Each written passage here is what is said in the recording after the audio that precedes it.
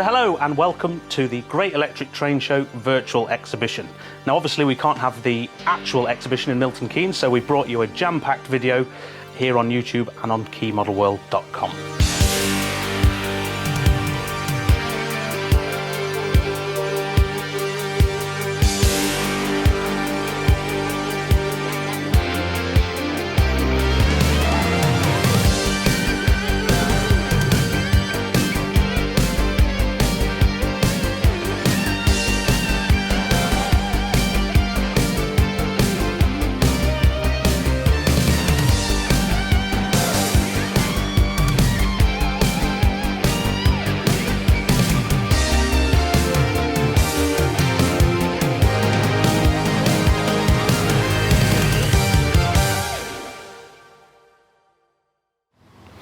So hello and welcome to the Great Electric Train Show virtual exhibition. We've got an absolutely jam-packed video for you today. We catch up with Rails of Sheffield and their petrol electric rail car.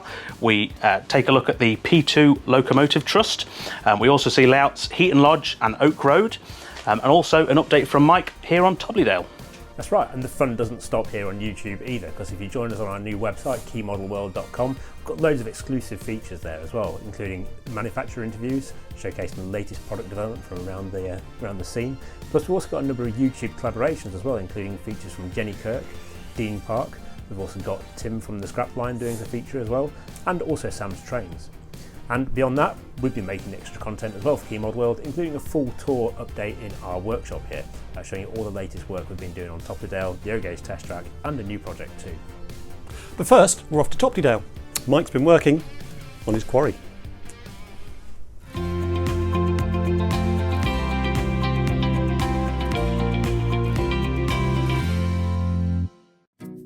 Tony's Trains of Rugby is located at Hillmorton Locks on the outskirts of Rugby. We are open Tuesday to Saturday 10 till 5 but closing early on Saturday at 4 o'clock. We stock Hornby Bachmann, Graham Farish, Pico, Gauge Master, Howjan, Oxford and Oxford Diecast, Acura Scale and more. We also have a large selection of second-hand models to suit all budgets. You can either visit us in store or reach me on 01788 543 442, visit our website tonystrainsofrugby.com or find us on Facebook.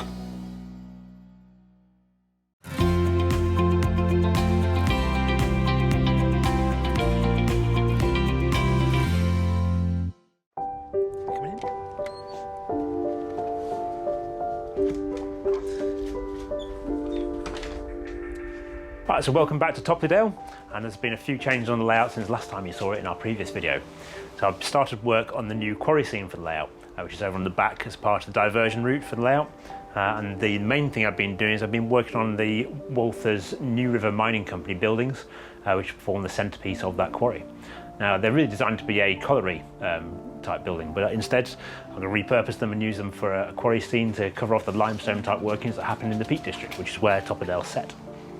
So we're going to take over now, have a bit of a close look and show you what we've been doing.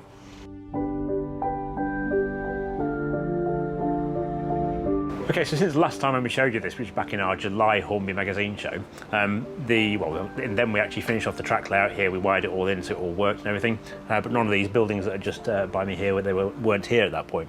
So obviously the buildings are being made, and I've adjusted the track layout as well to actually suit the 3-track layout of the Walther's New River Mining Company buildings here. I've also started to adjust around some of the buildings as well, so like the little engine shed there, which is the dapple kit. I've moved that forward a bit, and I'm starting now to experiment with how all those pieces are going to fit together for this. The Walther's kit is an absolute dream to put together. It's a really nice kit. I mean, I think actually to build the main structure of all the buildings that you see here, it took me about an hour and a half in total, which isn't bad when you consider it's a 6-storey building with a 3-track loading point through the bottom of it as well.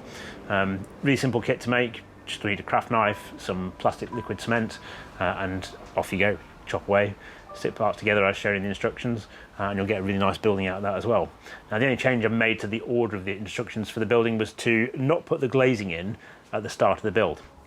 And what they recommend is each time you start working on a panel of it, you should put the glazing in before you start gluing the building together. but because of the way I wanted to paint the building, I didn't want the glazing in at the start. So, yeah, so the building, to give it its finished look that it's currently got, which isn't its finished look, but it's raw painted state, is all done with Halford's grey primer. And that's why, again, I didn't want to put the windows in at the start of the build, because I wanted to be able to spray paint the building. So I've made sure that I could do that afterwards. So.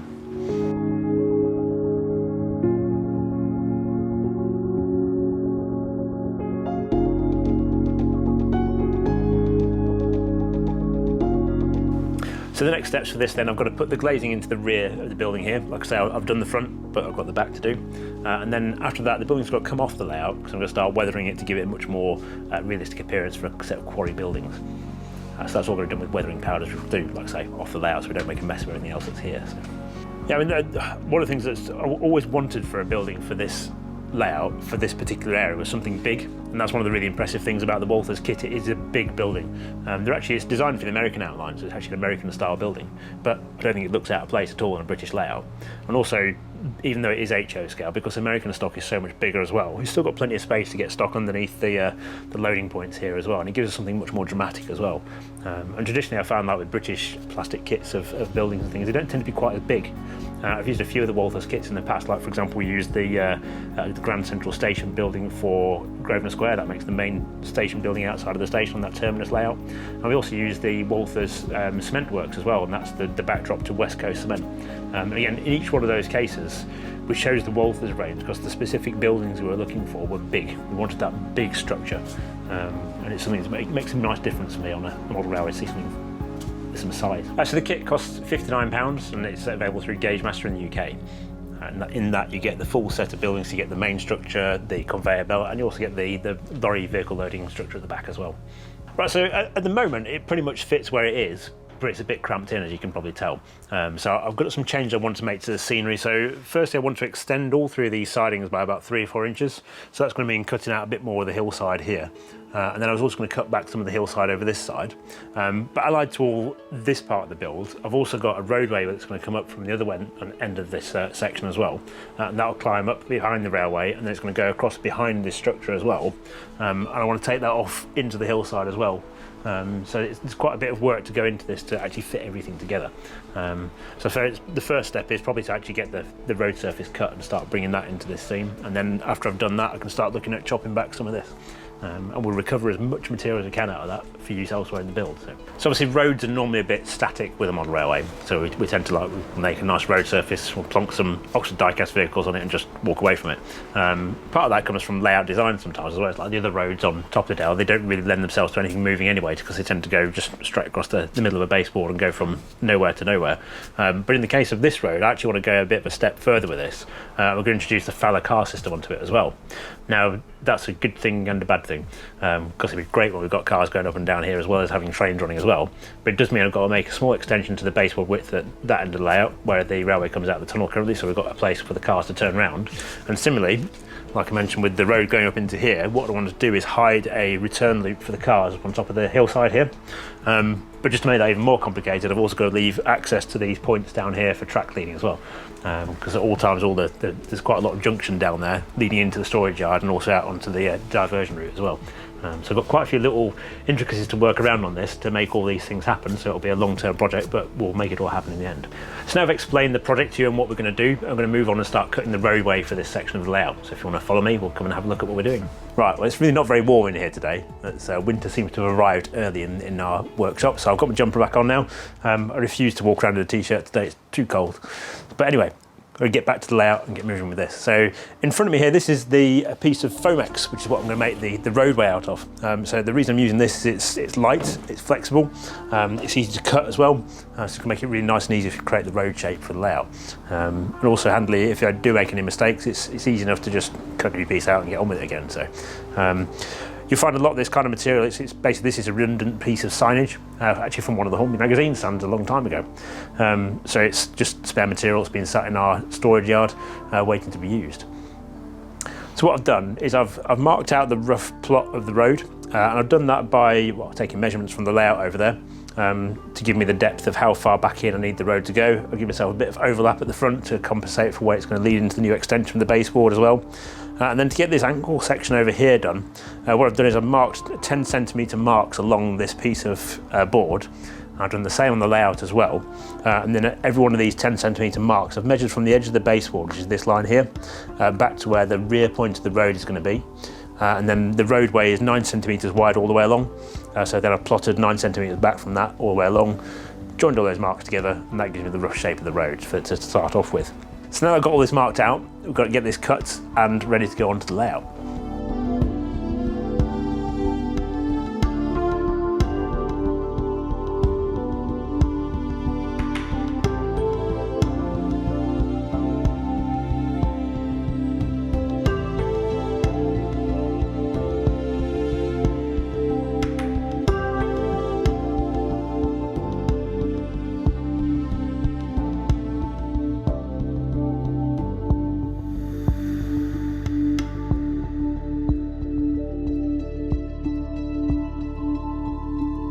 I'm going to see if this bit of road now fits onto the layout.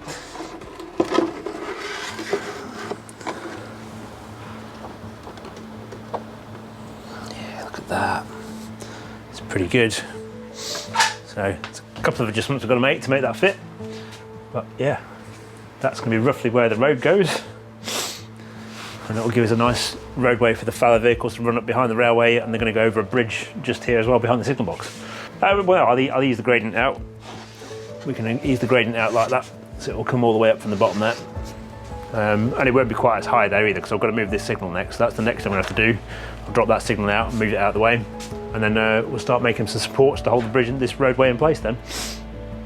So now I've got to a point where the roadway is cut, and I can start assessing what we need to cut away out of the original scenery from Toppydale's hillside here to make all the roadway fit, and also to make the quarry scene here fit more comfortably into that as well.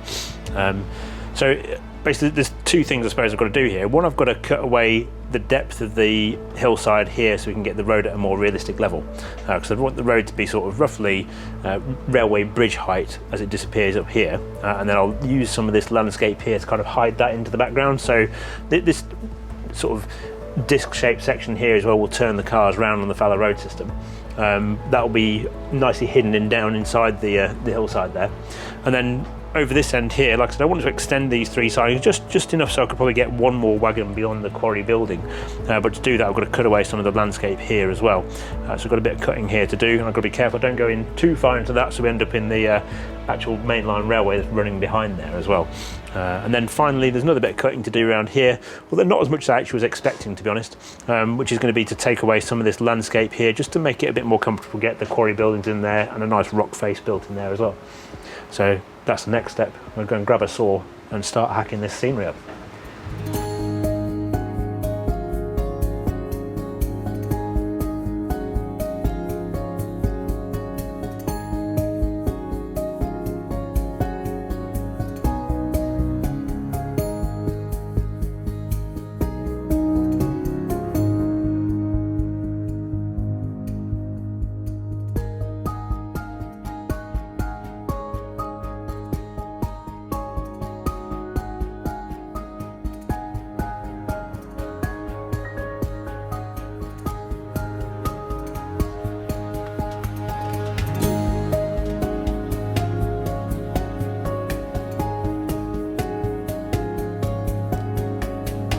So as you can tell then through that clip, I've had a lot of fun making a mess here on the railway today. And actually, this is one of probably my favourite bits of modelling actually, is when you start to modify something, you get to what I call destructive modelling. So I've cut away all the landscape that I need to cut away. I've used a couple of my favourite tools as well, my double-sided saw and one of my chisels, and that made light work of cutting all these bits of polystyrene back to create the new areas we need. So the result is I've got space for the roadway to disappear into the hillside and have the turn back tucked inside above the railway there. And also got a bit extra space here for the scenery to go in behind the end of the sidings for the quarry area as well. And that also have a nice rocky feeling when it's finished. So next job I think is to go and tidy up. We need a bin bag and a vacuum cleaner by the look of it.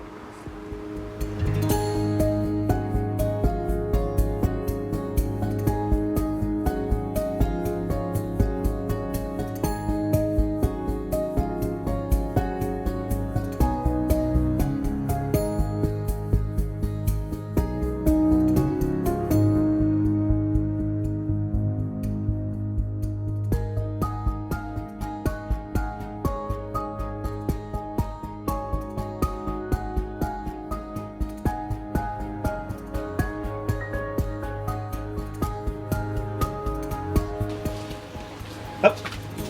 Good girl, hello. You survived the Hoover. Thank you. Little treat to make it better. What do you think of it? Really? Is that what you've got to say? You're going to speak? Oh. Good girl. All gone. Okay, so I've cut the hill, tied it up, and I just thought I'd talk you through the overall plan, because the plan that I've got for this is much bigger than what we can show you in this video here. So I haven't got time in the next couple of days to build this entire section of scenery the way I see it being finished. So what we're going to do, we'll get to a certain point and I'll explain all those bits that are going to go towards making the final scene. So the roadway that's coming up here, like you saw before, it's going to rise up and go across into the corner of the layout there.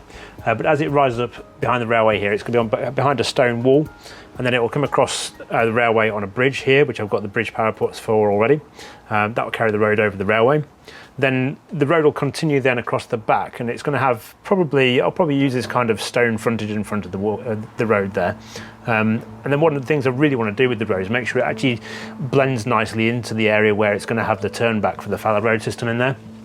So I'll use some of these nice big trees from like the Hornby scale scenics range to be able to position around this area, so we actually create a nice screen to the road as it disappears into the hydrocloud there. Then in front of that, to actually finish off the quarry scene area, that's all going to be this Woodland Scenics hydrocal rock scene all around there. So I've got a lot of different bits of rock to build up on there to finish off the actual scene there and bed all the building and the quarry scene into the railway there. So the overall thing should look really good. It's just going to take me a bit longer than a few minutes to finish it. So the next job is I'm going to put this tree down, because otherwise I've got to flap it around on camera.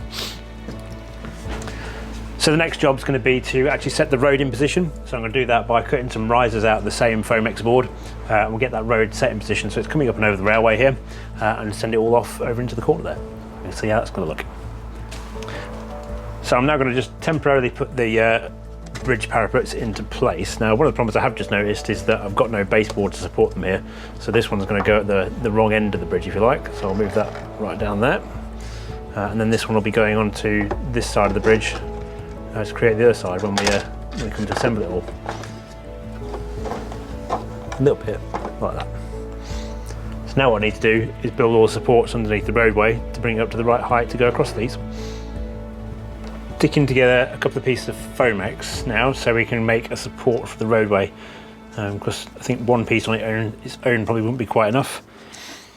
So laminate a couple of pieces together using Gorilla contact adhesive. So once I've got the basics of road structure in place, I'll probably come back and add some more supports to it. It's just these initial two will get me set up and heading in the right direction. So then to make sure everything stays where I want it to do, I've cut some triangular supports as well, which will chock each piece of support in place underneath the road. So I'm going to glue the first of these supports in place underneath the road, using the same glue as before. So I want my first one roughly there. The weight of the road will just hold that in place for the moment. I said use these triangular supports, so a line of glue down each side of these. It's got another one of the supports to go in there, and that triangle will help to keep the support for the road in the right place and at the right angle.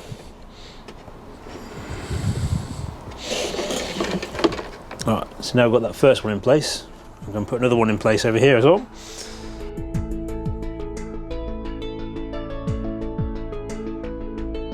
Okay, so now I've got the first supports of the road leading up to the bridge. I now need to make some extra ones to go behind the parapets as well, to give them a bit more strength as well, where the road starts across the top of the bridge there.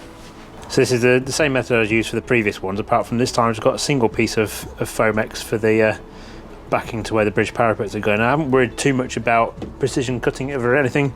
It's just a chunk of the Fomex cut to roughly the right shape. And then the final dressing when I make the actual bridge parapets is what will make this look nice as the road passes through here. So, right, so I've also just realised I've got a bit of tidying up to do here as well, because I've got some stuff in my own way. So I always said with modelling like this, it's not about precision creating a structure like this, it's about creating something that's going to hold up what you need it to hold up, because all the precision and finishing comes from the actual dressing it up with the final brick layer and stuff like that as well, which will make it actually look like a bridge. But all this will be hidden ultimately behind things like this section of plasticard here, so I don't worry about it. I've cut the track back for the engine shed line, and then just to get an idea of how it's going to look, place the building back over the top of there. One thing I might do a bit later on in the build, I might actually bring that back another couple of inches and just take a couple of track pins out to slew that a bit further across, because it'll give it a bit more space from the main buildings here as well. But what I'm going to do now, I'm going to put a couple of supports in here for the road, and then we can see if it actually works then. So some of the polystyrene we cut away earlier, not going to go to waste, because we're going to use it to make the supports for the road as it goes along here. So we've got to approach the height of 2 of these blocks. So again, it may look a little bit Heath Robinson at the moment, but it'll all look good in the end. So we're going to return all the buildings now to where they came from on the layout. Then we can see a couple of trains running, see if we can get that Valor car going past as well temporarily.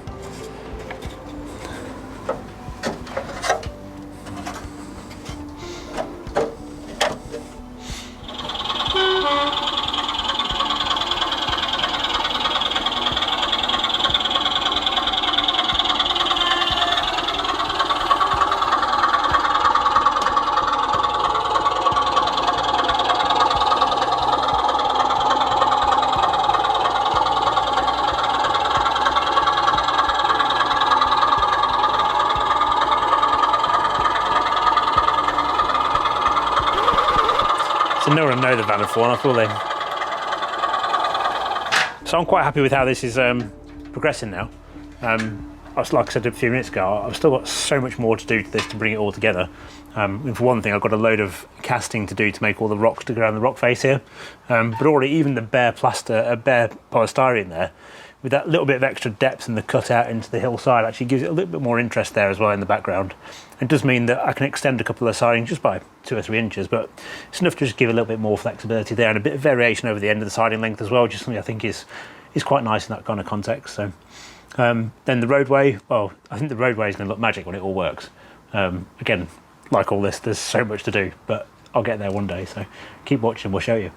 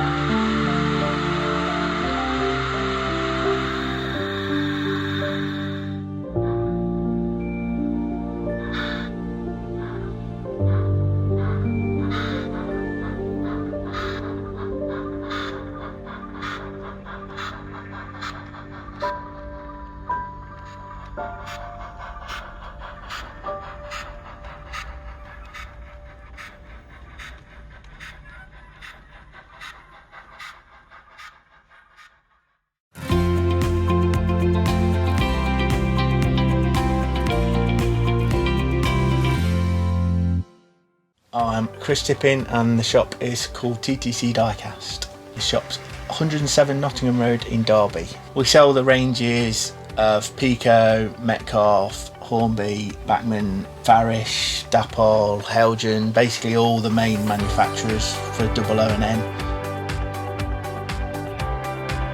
We do North Cordy, FE, brick bus, all that sort of stuff, and we do new and second hand. Website is the main point of contact, ttcdiecast.com. Shop phone when the shop is open on 01332 343 943.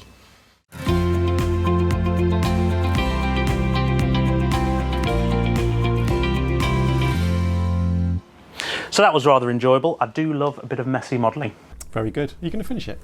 Yeah, well, I thought about it, but that's another day. I mean, there's loads to do to get that area finished. It's more than a couple of days' work just to get all that looking the way I wanted to do. But yeah, like Richard said though, messy modelling is the best kind of modelling, and I get to use a saw which has got double sides on it as well to hack polystyrene up. So that made me happy. It's an oddly enjoyable process, that. It is very much, yeah. Right, so let's move on with the show. It's time to catch up with the Rails of Sheffield petrol electric railcar.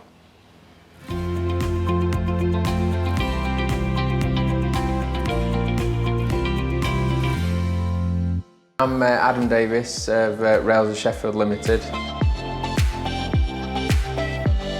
We're a family-run business. We've been trading for over 50 years now. We've also been voted Retailer of the Year for the last 2 years running. We sell any age, any gauge, tens of thousands of items for all major manufacturers, continental, American, from your N-gauge, Z-gauge, right up to live steam, ride-on. We do many in-house exclusives, all available on our website, railsofsheffield.com. The address here is 21 to 29 Chesterfield Road, Sheffield, SA0RL.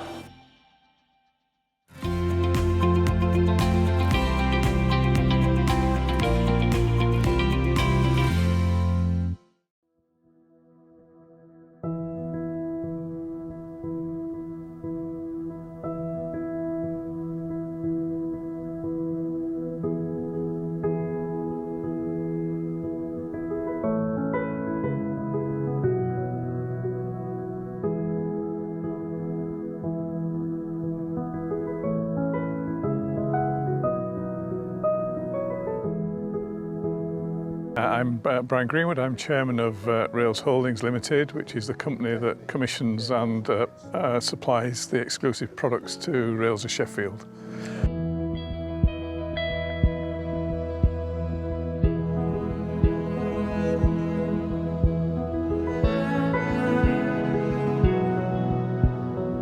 I'm Ben Jones. I'm from Heeley UK, and we're developing a 00 model of this railcar for Rails of Sheffield.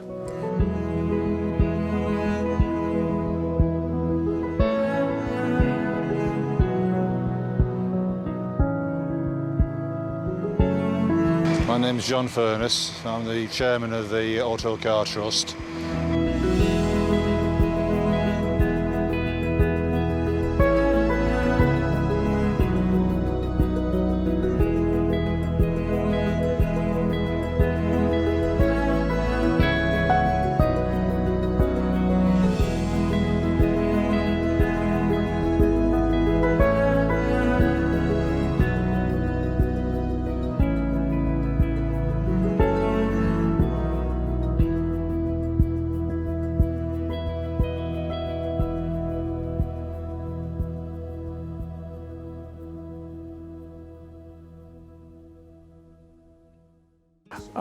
The railcar was a very interesting opportunity. I've known Stephen Middleton for many years through my contacts at the National Railway Museum, and we've often sat and chatted about this particular restoration.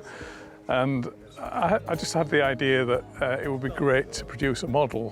Producing models of products like this is always a challenge when you've got a restricted range of things you can do. You know, it's kind of a one-off. There were 2 versions in service and only 2 liveries we could do. So the opportunity always makes it a financial challenge. But it seemed to be so iconic, and I knew the kind of restorations that Stephen did, having been involved with him and his wife. And I thought that this was going to be something really special. It was also seminal in it being kind of the prototype of all rail cars.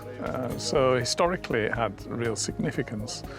And it reminded me, when we first talked about it, of the journey I was going through at that time with the dynamometer car, which we did as a Rails exclusive, if you recall. Many similarities in terms of the style and the period. and I knew how many challenges we'd had with that in the work I'd done with Bill Schneider, but I thought that if we could find the right partner to do this, this really would be a very, very exciting and iconic and colourful model.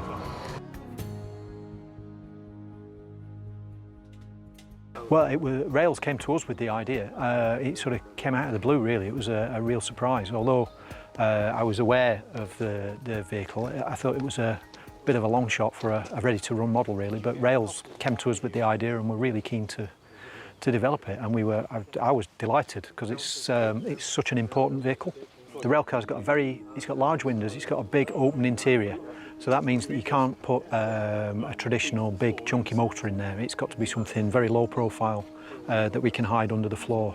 And actually what we've done is hide it below the moulding for the engine unit. So it's just between the bogie and the engine. And it's a tiny slimline motor. So that's actually powering it has been the main challenge.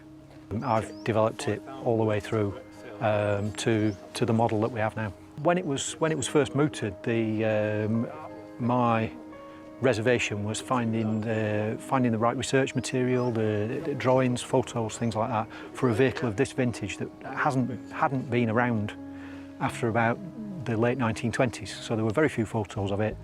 I didn't expect there to be very much research material, but actually it's been easier because of the work of the Autocar Trust and Stephen Middleton and his colleagues. They've actually supplied us with a huge amount of useful material, and in some ways this project has actually been easier on that side than some of the more recent things that we've developed. Let me rephrase that. Some of the models of more recent vehicles that we've developed, it's been a lot more difficult to find archive material for them. We're not quite sure what the original thinking behind it was. There's nothing written down by the North Eastern Railway, but it was produced just before the Tyneside electrification was all completed. And we've got a feeling that they were trying to do two things. They were trying to try out the Tyneside electrification without having the third rail, because they hadn't got it yet. And we also think they were probably trying to do the obvious thing, have a light vehicle for use on light branch lines. And in his first year, probably neither of those were very successful, because they put the engine originally in it was far too small. It was only 80 horsepower. It must have been absolutely useless. Think of it as the Stevenson's rocket of the rail car and diesel multiple unit world that we live in now. Your HSTs, Azumas, everything, they all come back to this. This was the first. There's a few things actually that I'm particularly proud of with it, and I'm normally quite self-critical with these things, but I am. Along the clerestory roof, there are little skylights, and they've got etched, sort of ornate etching on the glass. We've managed to replicate that really well. I'm pleased with that. Pleased with the interior, particularly the engine bay. Obviously, the vehicle as it is now is a diesel powered and has got a very different engine to the original. But we've got some photographs of the original engine, and we've replicated that inside, even down to the big belt around the flywheel. So yeah, that I'm particularly proud of. We've even, with the seats in the interior, they're like tram seats where the backs are reversible. We've arranged the interior so that they're sort of a random pattern of forwards and backwards. And overall, I think it's just come out really well. I'm delighted with it. And even more importantly, Rails, our customer, and the Autocar Trust, Stephen and his colleagues are really pleased with it as well, which is gratifying for us. Well, I've seen a lot of livery samples in my time over the last 15 years, and I can tell you, when I first opened the box on this one, I went, wow. And that's always a great sign that you do that at such an early stage. I think I was most impressed with how few issues there were to actually address, and that's actually quite unusual at this stage. I think Helgen and the factory have done a brilliant job, and a lot of that's down to the research that Ben put in the early stages, which was greatly helped by, of course, by the fact that we had access to Stephen's archive here at the museum. Kim and Ben were very, very keen to take a look. We came up here introduced him to Stephen, did the research, and we were off. And we were off in a really speedy way. The target is to try and keep the price point below £200. We're thinking 199 is looking like the price it's going to be at the moment. Well, contact Rails of Sheffield on the website or by telephone order. It's fully listed on there, and we're currently taking deposits. A deposit of £30 will secure it. I do recommend that people do make a reservation, because we will be finalising the production volume very soon, and demand has been very high. So now's the time to get your order in if you want one of these. There will be 3 versions: 3170 in the NER colours, 3171 to match it, and then there'll be an LNER version post 1923.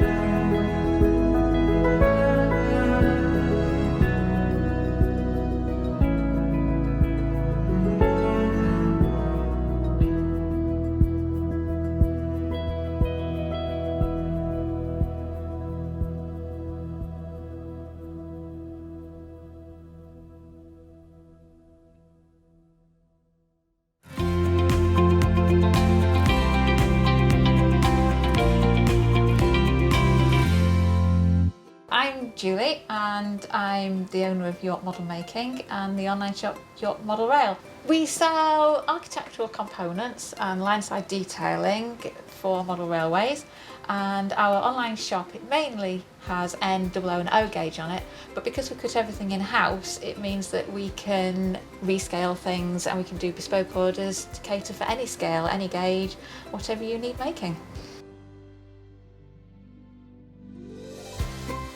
You can find our products through our online shop, yorkmodelrail.com, and you can contact us through that, or you can email us directly, or you can phone us on 01904 400 358.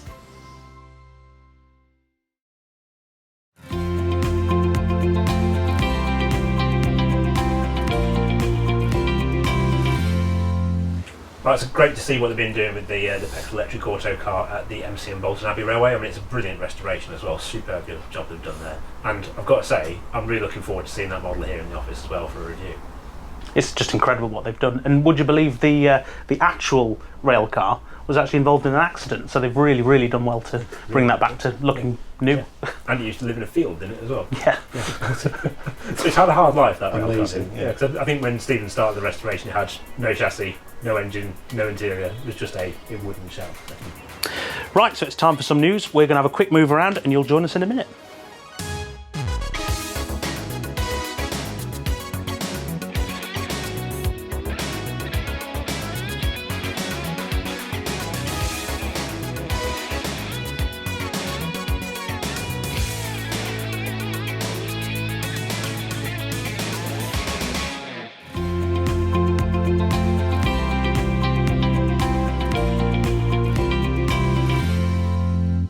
Hi, I'm Gareth and I'm the owner of Trains For You. Obviously we sell ready-to-run model railways from all the major brands.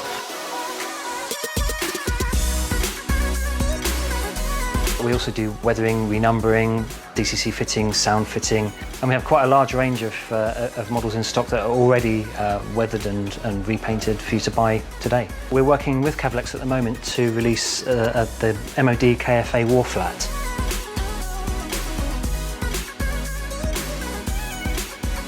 All of our contact details are available on our website at trainsforyou.com, or you can visit us at 27 St David's Square, Fengate, Peterborough.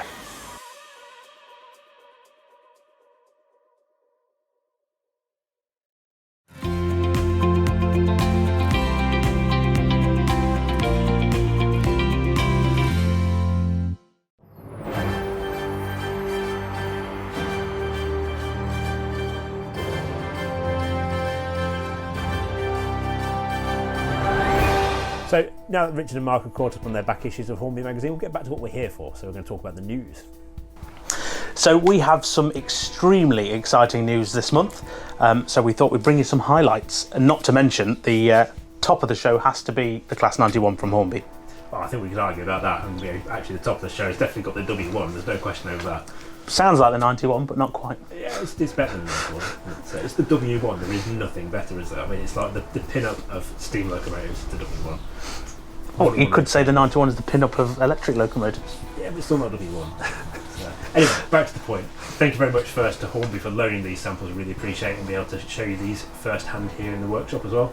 And Richard is genuinely excited to see the Class 91. It's something he's been waiting for a long time. A long time.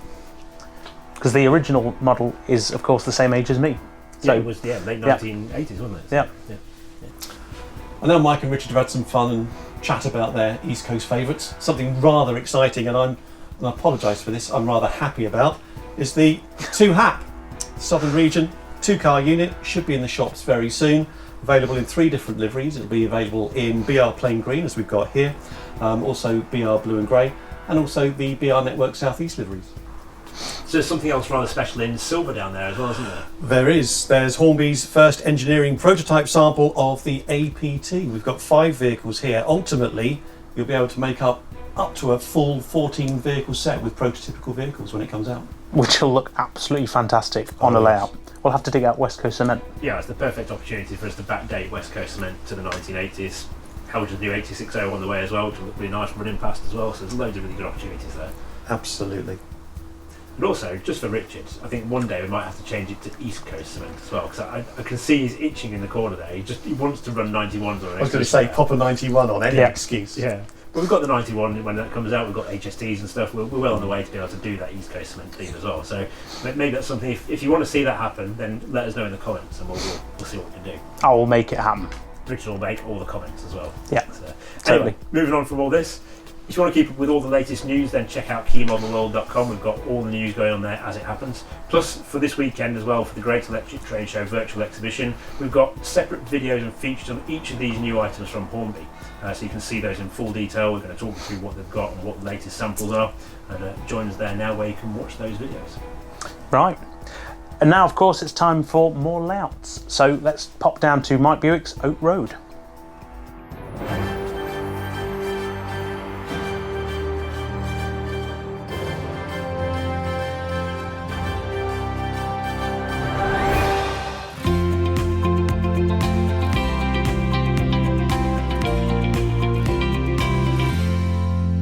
Hi, I'm Richard and you're at DCC Concepts in Settle.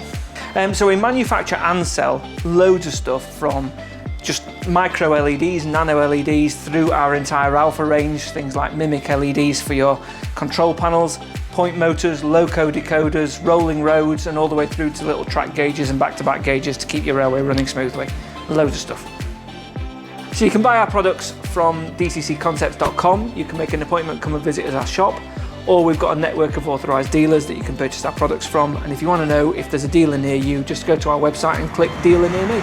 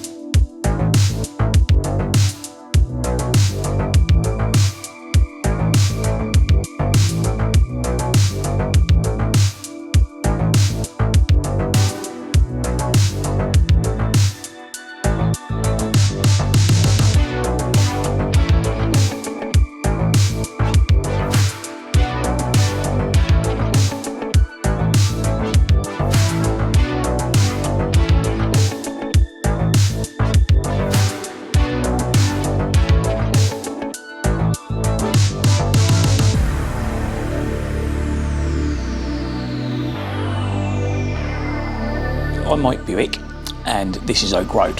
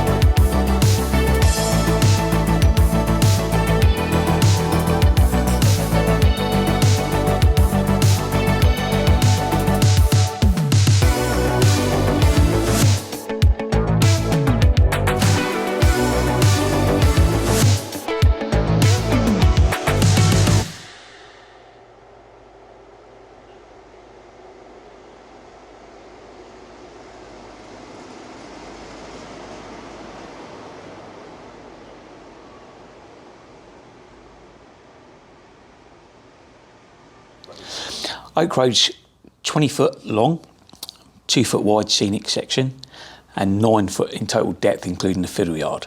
So Oak Road is a large roundy, and the appeal is really to, I guess, for everybody. I wanted it to appeal to children, and I wanted it to appeal to serious modellers. Kids like to see trains running around at high speeds, brightly coloured trains, we've got that. Serious modellers like to see some serious modelling, and I'd like to think I've maybe done that as well. The layout had to have 2 ends. We had to lose the track somewhere, so it's a bit cliche. There's always a tunnel, there's always a bridge. I'm not a great fan of a back scene with a little mouse hole in it. It doesn't look, to me, it doesn't look right. I'm not saying it's wrong, but so I needed to kind of create something, and obviously it started off as a flat board. Everything started off as a flat board. There was no need for open construction for this because it needed to be flat, and the whole idea was that the railway ran through the scenery. So on top of the bare board is polystyrene foam, and I carved it up with a kitchen knife in my kitchen. It's really messy, looks like a blizzard when you're finished. Nikki, my wife, was going mad. We were clearing it up for months afterwards. But that's kind of stuck down, it's all carved out. And then on top is torn up brown paper. You can buy it from, dare I say it, places like The Range. It's only packing paper. And tear it up into little pieces, paste PVA glue over the top, and then just literally stick it down and paste over the top of that and build up layers. But obviously the advantage is that when you go to an exhibition, you need things to be light. So that's that. And then obviously we've got Somerton Tunnel. Layout's based on Castle Carey, of course. So just down the line a little bit on the way to Taunton is Somerton Tunnel. And this is the eastern portal. It's an exact replica apart from the stone in the middle with the date. Nobody can tell me what date's on the stone. So until they tell me what date, I'm not putting the stone on. This was scratch built out of plastic card. So the track on both ends is super elevated. Again, I get asked this quite a bit, is how did you do this? So basically, I've got strips of paper and they're just stuck to the baseboard. And then as you go along, you must remember, it's not so bad with a fiddle yard, but if you're doing it on a scenic section, it has to have a beginning, a middle and an end. You'll find that the middle, depending on how long your curve is, could be quite long, but you just need to take it up gradually. It needs to go round and then flow back out. So one thing to be mindful of is just don't go too mad with it. But it's done for effect on this. I've got high-speed trains running around at the scale speed through the station's 90 mile an hour. So we wanted to get that nice flow of an HST. And the whole layout, believe it or not, is built for an HST. I had all these kind of coaches and no power cards when I first built the layout. But I wanted it to run HSTs on. That was the sole purpose. Everything else was a bit of an afterthought, if I'm honest. This is the station area, obviously. And this kind of was the catalyst for building Oak Road. I had this idea in my head that obviously we've got the HSTs, and originally I wanted a layout with an overbridge and a couple of platforms, and it was set in the country with an HST coming around the corner under the bridge. And I'd been kind of thinking for ideas for ages and ages and ages. And I remember, I don't know whether I saw it in a magazine or online, and the ratio Castle Carey Station sort of building. And I was thinking, oh, that's quite cool, quite like that, Castle Carey. And I remember Nikki and I had been through it on an HST a few times on our sort of journeys down to the West Country. So I got on the train, and 2 hours and 40 minutes later, I'm at Castle Carey looking at all the stuff, and I kind of thought, oh, this is really, really a great idea. So I wasn't going to build Castle Carey at the time. I kind of wish I had built Castle Carey. It would have been so much easier. And believe me, sometimes I really do want to take it all up and start again. But I was thinking, okay, well, how can I use this? And it just kind of developed from there. I get asked about the platforms quite a bit. Pico platform edges, just the normal brick ones. They were covered in Slater's brick plastic card. And then we've got some foam board formers in between, and then just normal plastic card on the top, foam board formers on the back as well. We didn't need to put the platform edges there, and these are just like embossed plastic card paving slabs. And I remember thinking I want it to look like Castle Carey, so there's a lot of gravel down the centre at the island platform at Castle Carey, and I then thought, well, you know, I need to make it look like how Castle Carey looks. So I took a load of pictures and then just practiced dry brushing. Bearing in mind, before I built Oak Road in 2016, I couldn't build an Airfix kit. So it's been a very, very steep learning curve. And I would always say to somebody, don't be frightened of trying something. It's how you get on. And if you make a mistake, and I've made hundreds of mistakes in this layout. If you make a mistake, don't worry about it. Just do it again and do it again and do it again. And when you kind of look at the track work, you'll see where I've dug it up, I've redone it, it's been reballasted, it's been repainted. And if you think in the real world, if you go outside, the road's been dug up about 20 times. It's had fresh tarmac, old tarmac, they've used different materials. And to me, if I'm digging up a bit of my layout and I'm redoing it, it doesn't really matter if it matches anything else because nothing else matches outside. And I think that once you kind of get that in your head, that it doesn't need to look like, I'm going to say Thomas the Tank and Soda, but it doesn't need to, that's a cracking bit of modelling, by the way, the Thomas the Tank engine stuff, but it doesn't need to look like that. It doesn't have to look perfect, because if you make it look perfect, it just looks too clinical. And then obviously we've got the little HST stop boards. The colour light signals were made for this layout by Paul Folds at CR Signals. And I'd said to Paul, these are the signals at Castle Carey, can you make me some signals? And then he sent them out. I've modified the cages slightly because Paul's cages weren't right, but they're of the Dorman aspect type, so obviously red, yellow and green in the same signal. They did work. They don't work at the moment because obviously I've changed the system, and I'm obviously when we run it from iTrain using the DigiKey system, once I've wired it up, they will work. The station lights are non-working because it's a daylight layout, so that's it. And then obviously we've got some other little things. This was a bit of a filler. This doesn't actually exist at Castle Carey. There is something there, but I needed something. I thought we'll have something there, and I'm still undecided. But this is like a little Volkswagen kind of van card kind of place. They specialise in doing them up. And obviously the bridge, which this is actually based on a real bridge, and for the life of me I can't remember where it is. It's on the Somerset and Dorset Railway somewhere, and it's kind of in the middle of like almost like in the middle of a field with it's still got the road going over the top of it. And I'd seen it online and I just copied it. And then obviously we've got this, which is a stone terminal. There's no stone terminal at Castle Carey, and I had no idea what to fill this up with. Originally this was kind of meant to be a little bit kind of further over, and then there was meant to be a wall and a load of houses along the back. 2 foot's not a lot of space, and my naivety, I was trying to cram everything in. I thought this is just not going to work. So near to where I live at Eastleigh's got a virtual quarry, and I thought I'll pinch a bit of an idea from that. So the virtual quarry was then built. This is expanding foam, and it was carved out, and then it's covered in the brown paper again, and then ballasted. And you can see it's kind of, the whole idea is that it's meant to look like when it rains, the ballast gets wet and it kind of falls down. And it was, the whole idea was it was a summer's day, but it had rained and kind of given it a bit of a feature. So following on from the station area, obviously we've got the porter cabins which needed to go in. Again, just a little space filler. And obviously the little relay boxes. We've got some trunking. This was made out of some plasticard. Not upturned like a lot of people do with the U-channel and then the bit stuck on. And I didn't really need any sort of lids that were missing.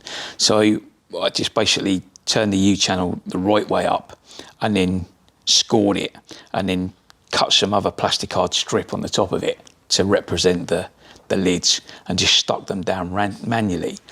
Obviously we've got some really cracking ground signals here from Matt Turner at Absolute Aspects. This is actually the first time the layout's been set up since December. It's a wonder it actually works, but But yeah, so we've got the ground signals, and then we've got some very small. The point motors at Castle Carey are clamp lock ones, so the Pico ones weren't really sort of suitable for what I wanted. And there's a guy, Colin Craig, P4 modeller, and I approached him and said, Colin, you've got some clamp lock motors, can you send me stuff? So he sent them to me, and put them on. The downside is that they're designed for code 83 track, and they're a little bit proud of the code 75. So when you go around in the track rubber, you knock them off. So you find that I've got the boxes, and actually that one feels quite loose. Look, we're going to stick that one back down. This is the problem. Everything gets wrecked. The motors are missing. The only point that's still got all of the hardware is this one up here, and I think it's probably because we can't actually get to it. But yeah, so we've got this. And then this bit here, although the girders are a little bit smaller, this bit here is the bridge at Castle Carey. There's Anson Road Bridge number 1 and Anson Road Bridge number 2, which would effectively be the bridge at that end of the layout and the bridge at this end of the layout. And they there's one here and then one there, and the line goes off to Weymouth and that goes off to Taunton. So using the modeller's license again, I just reversed it, and this is exactly how it is at Castle Carey, even with the trees. This is a good time now to talk about the roads.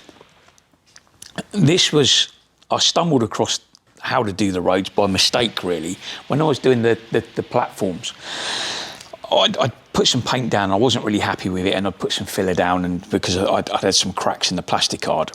Everything's built with plasticard, by the way. This is plasticard on foam board formers. It's hollow all the way under there. There's nothing underneath it. And so I was building the station and I painted it, and I went to sand it down, and it kind of scuffed it up, and it gave it like a really kind of weird kind of textured appearance. So I thought, oh, okay, I'll give it a go.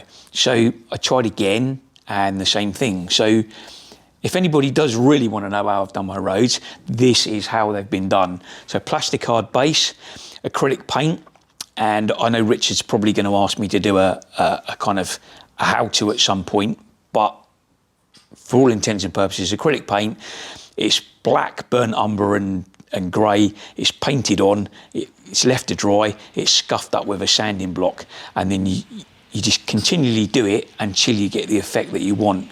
The curbstones are little 1.5mm plastruck strips, and then just drawn on with a pen to give the effect of it. It's a really simple process. So this is the business end of Oak Road. Without the fiddle yard, then the front bit can't work, obviously, because we can't run any trains. The whole idea with this was that I needed as much storage as I could get into 2 feet width. This actually fits on top of the layout when we transport it, and it obviously we crate it up. And we've got 3 lines for down, 3 lines for up, 4 lines in the middle which are bi-directional for trains that we need to reverse. And then there's obviously 3 lines here which are connected to the branch line. One of them also incorporates the program track, so I can program my locos. And with iTrain you need to be able to calibrate stuff, so there's a section here that I can calibrate the speed of the locos in it. So it's like a one-stop shop, and it does everything. It used to use an NCE power cab system, which there's nothing wrong with it, and it was great. It's a good entry system, easy to use, and we were able to do stuff, but we couldn't automate it very well with it. So since then, obviously I've moved to iTrain and the DigiKey system, which is all underneath there. And we've got these, well, it looks a bit Lego, but it's actually a very good controller. I wanted something that worked in a similar way to the NCE system, but was expandable. This works on LocoNet, so you can just expand the system. I can unplug it. If you unplug the NCE, everything stops. But I can unplug this and I can walk anywhere around the layout, plug it back into a LocoNet port, and it's great. So if you're on your own, and I guess with the automation, if I don't have anyone to help me at the shows, or if I just want to sit around the front and play trains, I can just set it up and run it from there. 34 years ago, I spent a very long time in hospital with meningococcal meningitis. I woke up after being out one night about 3 o'clock in the morning with a really bad headache, and felt really giddy and sick, and my mum couldn't work out what was going on, and called the doctor, and the doctor just said it was flu.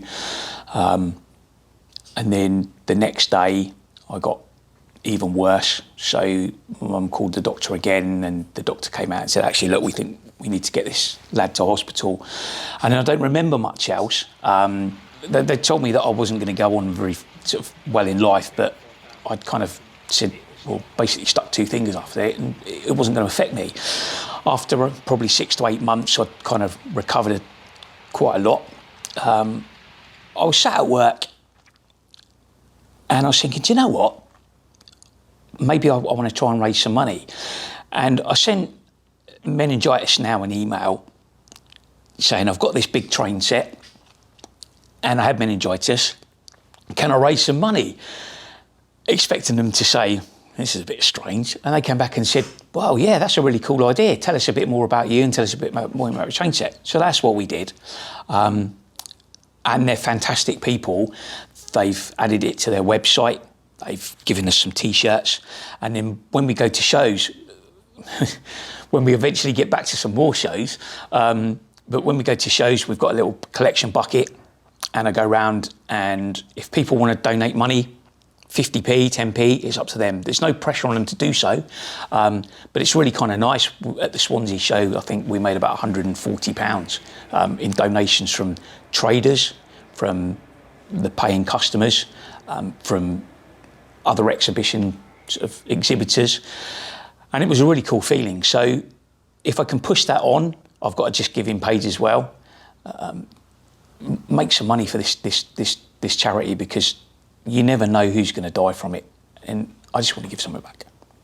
So I think the future for Oak Road is to just, I've been rectifying stuff, but I want to get it finished. He says it'll never be finished. It's the world's biggest continual improvement work in progress, but I just want to get it to a stage where people can look at it and go, yeah, that's really cool.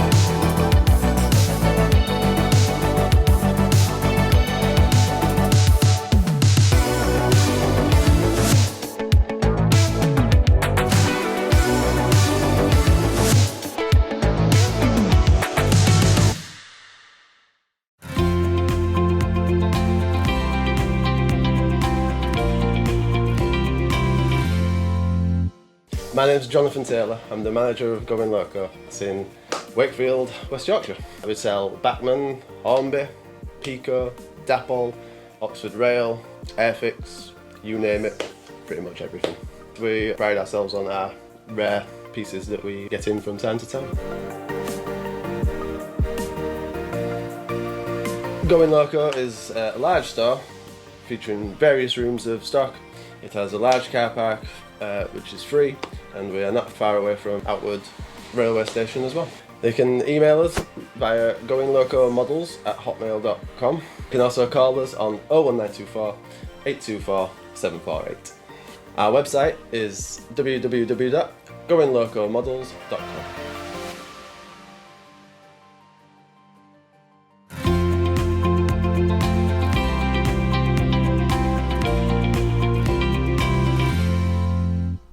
Well, we've had another bumper selection of new models in the Hornby magazine office over the past month, including the Bachmann long-awaited 2HAP Southern Region Electric Multiple Unit, which we're both very excited Yeah, to very, and it's see. also the perfect addition to our Southern Region layout 12-3 Junction as well. So there's going to be a few of these I think will end up in the archive of models for that. Very layout, exciting, this one. Very exciting. From a modern modelling perspective, there's the Cavalex BBA steel bogie wagon, also the Oxford Rail 12-ton tank wagon, a selection of the new Mark IIF carriages from the Graham Farish range, and also some rather brightly coloured Irish Railway models wagons as well, including the Guinness kegliners and the weed spray treatment train operated on the Irish Rail network. It's a 3-vehicle set with the very brightly coloured yellow tanks, which I'm sure probably didn't stay quite so bright in real use. That's right, yeah. So they need a little bit of weathering and toning down. That's right, yeah. And all those are based on the same 42-foot Irish Railways chassis for those as well. And there's also a ballast version of those, and they've also now, I believe, just announced a pack which is without a load on as well. So a set of empty container flats too. And maybe the smallest item sitting on the table in front of us, but there's a selection of statues produced by Mike Pett cast figures, and this one is of Fred Dibner, but there are other statues available for Brunel and for Sir Nigel Gresley as well, and I believe there's one in production for Stevenson as well. So a veritable selection of those, ideal for popping into a town scene or a town square or just outside a station perhaps. That's right, yeah. And we've got a couple of interlopers on the back here as well. So there's a Rail Freight O-Gauge 37, which you might recognise from a couple of issues ago, and that's here as a little signature that one of the other layouts are going to be featuring in this show as well. And also there's a Gresley P2 from the Hornby collection, and that's because next we're going to go and see how the A1 Steam Trust is getting on with building its second all-new steam locomotive, and that's the P2.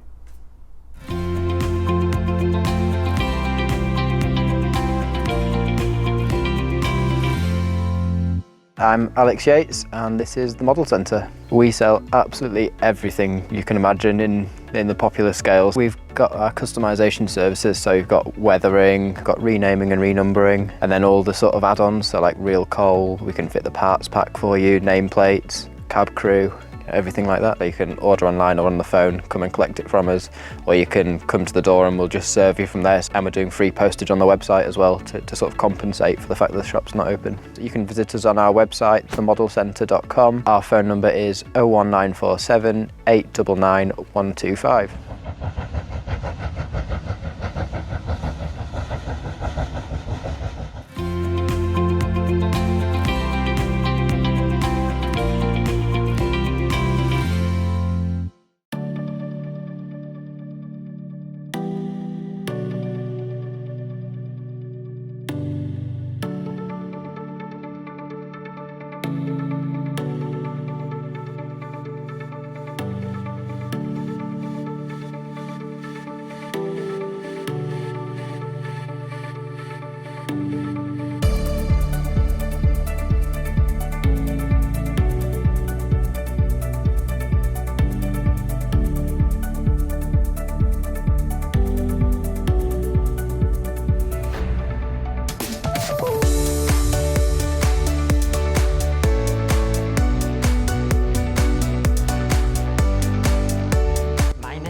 Daniela Filova, and I'm assistant mechanical engineer, but also I work as a workshop manager here at Darlington Locomotive Works.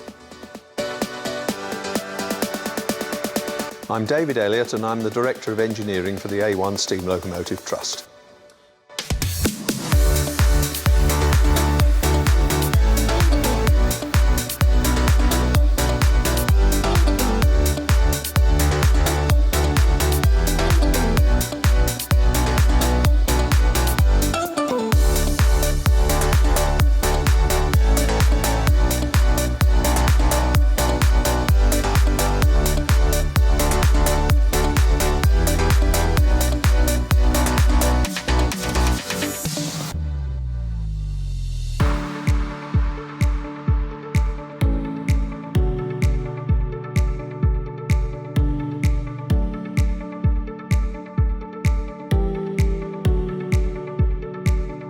When we first considered building Tornado, it wasn't an automatic choice at the time. There was actually quite a strong urge to build a P2.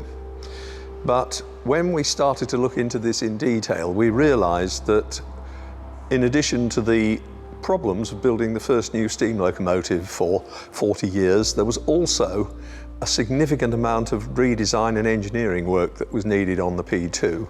So fortunately, as it turned out, we decided to do the A1 first, because the benefit of the A1 was that there were 49 of them built, and by and large they worked straight out of the box.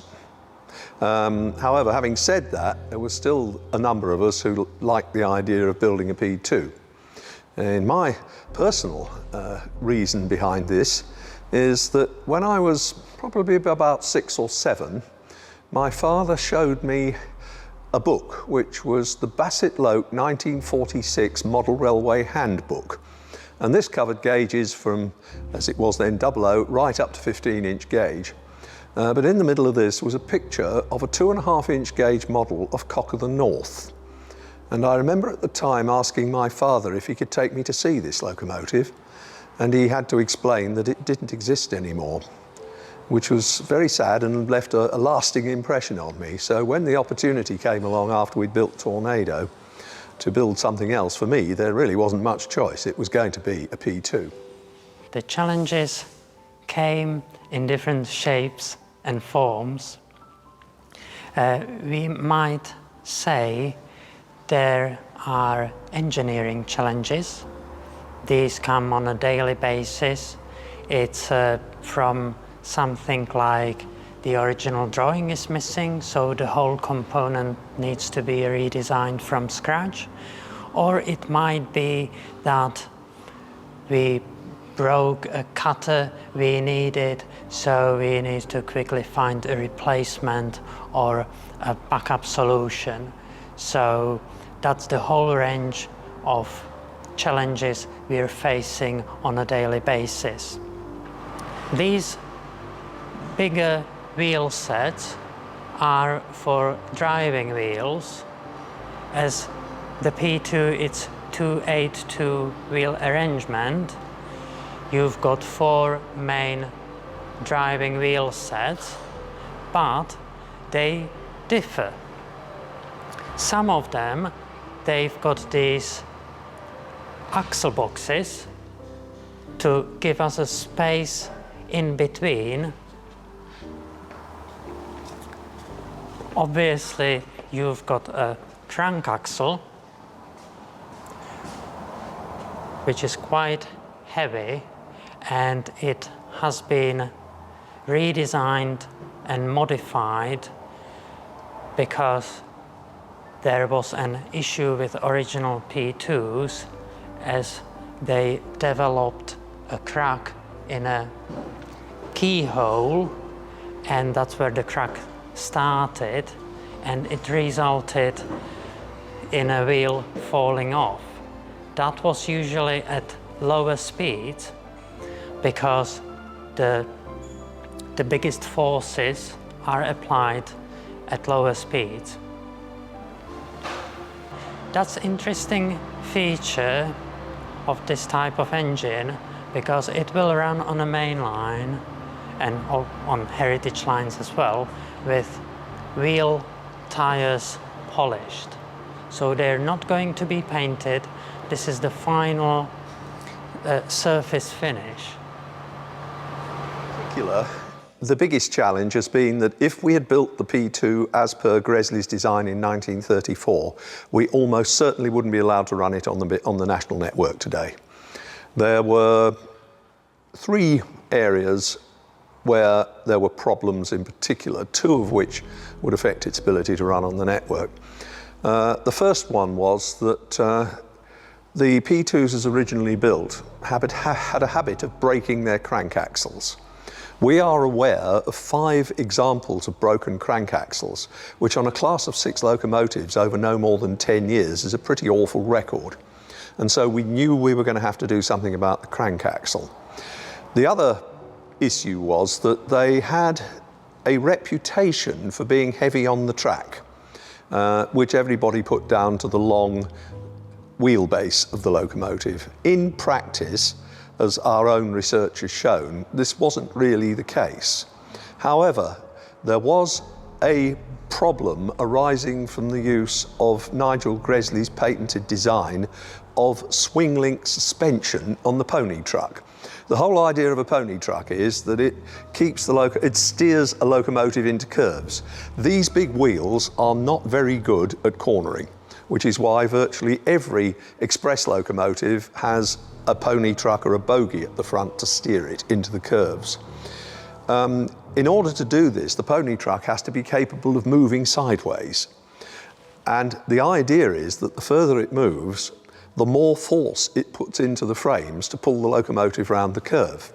And the method used on the original P2s involved swing links, which is basically a pendulum structure between the frames and the pony truck, such that when it's on straight track, the whole thing's in neutral, there is no side force, but as soon as it starts to move sideways, the movement of the pendulum arms causes the front of the locomotive to lift slightly, and this lifting creates a greater force on the wheel set and tends to pull the locomotive back towards the middle, which is what you want it to do. The problem is it's reliant on the track geometry being perfect, which it very, very rarely is. And as a consequence, it could give some very odd results of inputs of forces to the engine when it's going around curves. And this was demonstrated when we arranged a Vampire study. Vampire is the software package which the railway industry uses to predict the ride and track forces from all rail vehicles. Any new vehicle you see out there today will have at some stage had a Vampire study done. Well, we have pioneered the use of Vampire for steam, because of course the dynamics of steam vehicles are rather different than modern bogie vehicles. And this did show that the pony truck as originally designed was not a very effective device. However, the answer was there already, because in the late 1940s, the V2 Green Arrow type engines, which had been equipped with the same swing link pony trucks, as a result of 5 derailments during the war, where bad track was almost entirely the cause of the problem, but the pony truck was implicated, the LNER changed the suspension system to the more modern spring side control. In fact, they directly lifted the design from the Stania 8F locomotives, 280 freight engines, of which Doncaster built 50 for the war effort, and fitted that to the V2, which completely solved the problem. So we started from that point of view to put a V2 pony truck onto the P2. It's had to be modified because the longer engine means that it has to move more from side to side, but essentially the one we're building is a modified V2 system. We ran that through the Vampire software, and we've actually got a situation where on most track conditions it now rides better than Tornado does. And Tornado's reckoned to be a pretty good reliable quality ride from it. So we think we've cracked that one, and we have the scientific evidence to back it up to satisfy the authorities. The final problem was the cylinder block. The original P2s were built with 21-inch diameter cylinders, which means that compared with Tornado with its 19-inch diameter cylinders, the cylinders are 2 inches wider overall than are on Tornado. Now today, the biggest single problem with gauging of steam locomotives is cylinders, because since the end of steam, the railways have gradually been moving the track closer to the platforms to reduce the number of people who fall down the gap, which is very laudable, but a bit of a problem for steam. And if you happen to be unfortunate enough to own an unmodified Great Western engine, you will find that your route availability today is very, very limited. So we could not risk building an engine with cylinders 2 inches wider than those on Tornado, which can go almost anywhere. And so the solution here was firstly to make this, to use Tornado's boiler, which happens to be derived from the last of the P2 boilers. So the last P2 boiler effectively served as a prototype for the post-war A1 boiler, so that made life easier, but use it at its higher boiler pressure of 250 pounds per square inch instead of 220. To get the equivalent tractive effort, that means the cylinders are now 19 3/4 diameter, so still a bit bigger than Tornadoes, but we can accommodate this by making the cylinders out of steel instead of cast iron, so we can make the walls a bit thinner. And thus we're back to the same overall width with the P2 as Tornado, so we should have the same route availability.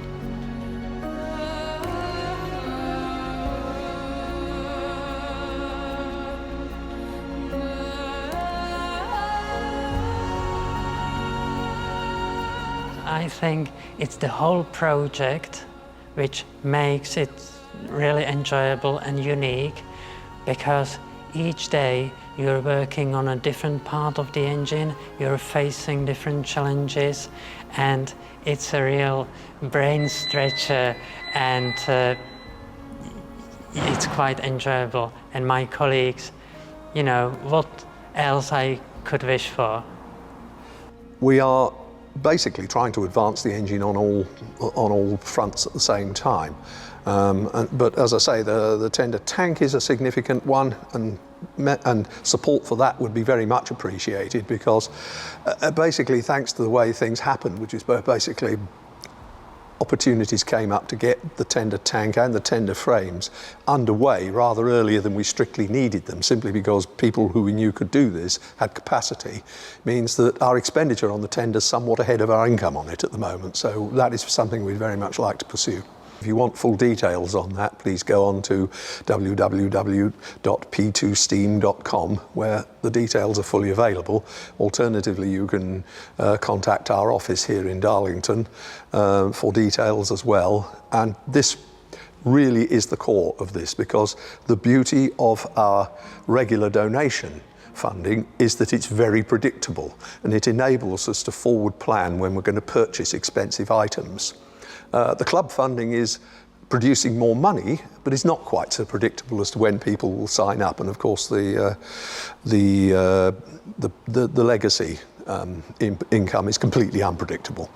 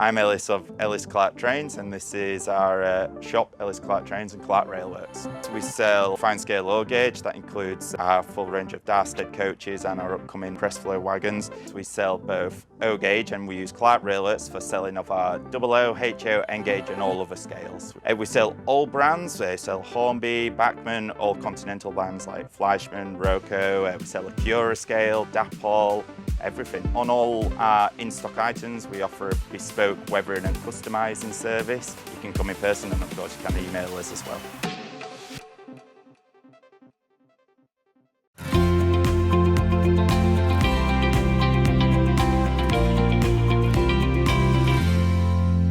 So I think you'll agree that's a truly amazing project, and it's really nice to see new steam, I suppose, and putting all that technology together. Yeah, absolutely. Well, if you're going to follow up the A1 with anything, then the P2 is well, that's a pretty top draw locomotive to be building, and something really impressive as well with its 282 wheelbase as well. And it's physically massive as well. It's no small undertaking, that, is it? You know, you're building a brand new locomotive. And one thing positive from it is I'm so glad that the uptake in donations and things is so strong for them because, well, it keeps it all going. Yeah, but it's the right kind of logo to inspire that. People want to see a P2 running.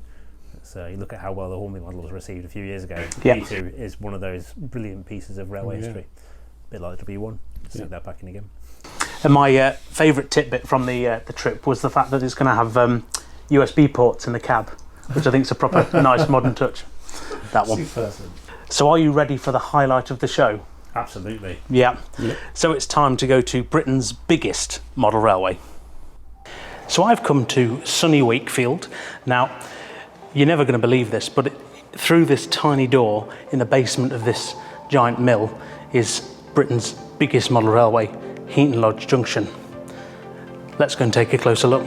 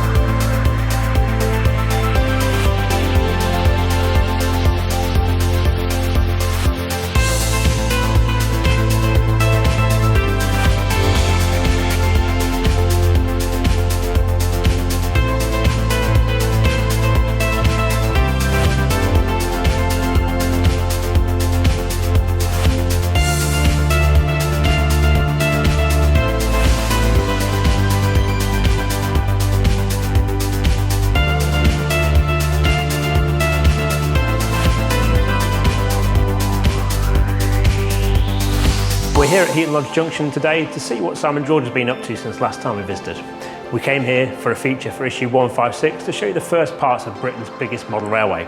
This time we're back to find out what Simon George has been doing since and show you the new extensions made to bring this layout into a full circle.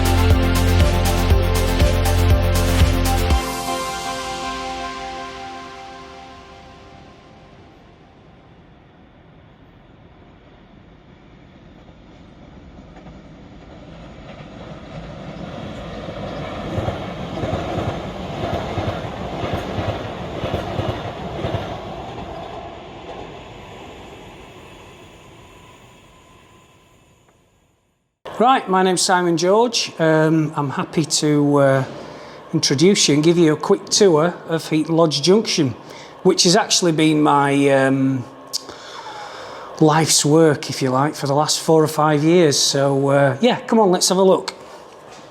So if we start at this end here, this is actually the east end of Heaton Lodge Junction. Murfield Station would be just beyond that bridge there. And I started here for the simple reason that as a 12 and 13-year-old child, I used to sit on this bridge dangling my legs over, and I well remember all the drivers shaking their fist at me when the locomotives went underneath. And really the whole idea behind this is I wanted to replicate exactly the place I used to go to as a kid. And it was just a case of I wanted to do it in such a way that it was I could stand here and just take myself back to the mid-1980s, which is when I used to come here. So starting with the bridge, this bridge here, again, just beyond it was Murfield Engine Shed. This bridge was actually built by the late, great Alan Downs, who was a prolific modeller in the 70s and 80s. I actually, at the time, he let me have this bridge. I decided I didn't like his stonework and put some clay on it and carved all the clay, and he wasn't very pleased about it. But basically, the bridge is built out of plywood and clay, and carved to the actual brickwork and stonework that exists on the real location today. So the signal gantry it's a brass signal gantry, and it's built by Absolute Aspects. Matt built it, bless him. It took him a long time, but the dimensions, funnily enough, just a quick story. When I was down here 3 or 4 years ago and I needed the dimensions of this signal gantry, I didn't want to go trespassing on the railway. So one day when I was down here, there was a gang of maintenance workers a bit further up, and I hailed them and asked them if they'd mind taking my tape measure and measuring this gantry so I could get the dimensions, and bless them, they did. So if you're watching this, thanks very much. But yeah, they took the dimensions. Matt was able to build the gantry, and I weathered it, painted it, and all the rest of it. And so yeah, this is the beginning. So there's 4 main lines, which in the 1980s there was. Now there's 3, but back then there was 4. And these go about 80 foot up to the actual junction itself, which is where we're going to go next. So if we walk up a bit further, as I've just said, there's 4 lines, lots and lots of static grass. In fact, there's so much static grass, I had to get an account with Mini Nature in Germany, and they now send it through in bin liner fulls of static grass because they use so much. But I wanted to get, as you can probably tell, it's set in winter, and one thing I wanted to achieve was getting that winter grass look, which I'd kind of cheated in a way, because for about a year before I started Heaton Lodge, I actually practiced on loads and loads of scrap pieces of polystyrene with static grass and the static grass gum, trying to get that look of winter. Only you'll be able to tell whether I achieved it or not, but I'm quite happy with it, and it's just a case of using 3 different lengths and colours of static grass and mix them all together in different quantities. So that's how the static grass is done. We'll walk a bit further down. Again, another point is the concrete trunking.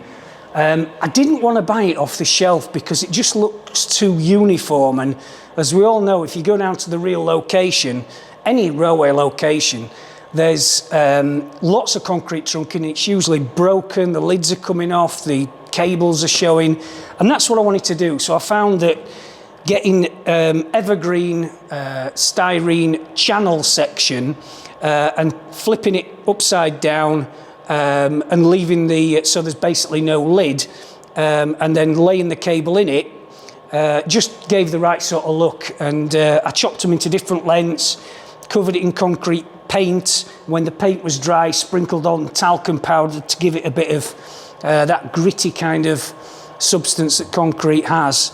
And again, unfortunately for me, there is a heck of a lot of evergreen styrene channel section here. It goes up 3 sides, would you believe, a bit further on, 2 sides here, all the way about 200 feet. So I think there's probably about 600 feet of it altogether. It's a nightmare, and every single piece had to be laid individually. So yeah, it was enough to send me slowly crazy.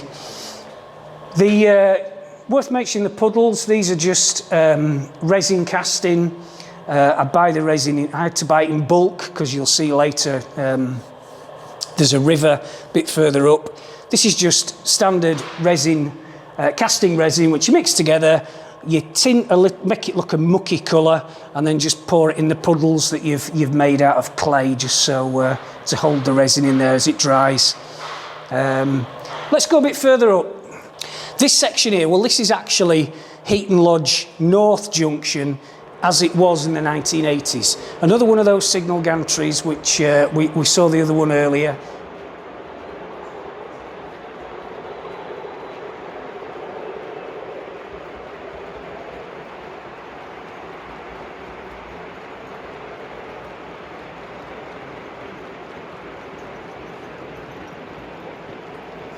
This culvert here, if you can just see this culvert, there was an overflow storm culvert which brought the water underneath the junction itself and into a little beck here, which I used to jump over in my BMX when I was 12. So I had to model that, and that's all as it was. Gorse bushes, again, apparently gorse flowers in the winter. So again, these are by a company called Polak, who are based in Pickering, and they do little bushes which I just covered in green flock, and then a little bit of scattering of yellow flock for the flowers. And so yeah, that's the gorse. Junction itself might be worth pointing out.